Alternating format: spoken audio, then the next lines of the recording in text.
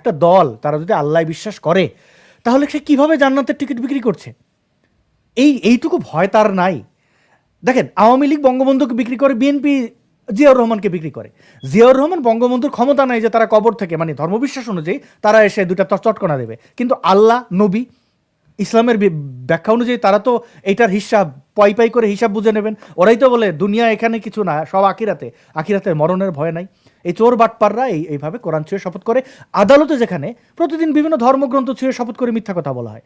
আচ্ছা, পুস্তক শপথ করে যদি সত্য কথা বলা হতো, তাহলে তো আর ওই মানে ট্রায়ালে যেতে হতো না, বিচারিক প্রক্রিয়া যেতে হতো না। ও কোরআন ছুঁয়ে বলেছে, গীতা ছুঁয়ে বলেছে, বাইবেল ছুঁয়ে বলেছে, সত্য। তো এই জামাত ইসলামের ভাব, কোরআন দেখে যারা ছুঁয়ে শপথ করছেন, মনে রাখবেন তারা নিজেরাই কোরআন বিশ্বাস করে না, এবং এরা প্রকৃতির বাইরের। মা, নারীদেরকে যারা রেসপেক্ট করে না, তারা কোনো ব্যক্তির জন্য নিরাপদ না, এমনকি তারা নিজেরাও নিজেদের জন্য নিরাপদ না। এর উদাহরণ দেখেন, মাদ্রাসায় বলাৎকার করে আপনাদের ছেলে মেয়ে, তারা নারী ঘৃণা করে, ছোট ছোট বাচ্চা ছেলেদেরকে বলাৎকার করে, এদের কাছে কেউ নিরাপদ না।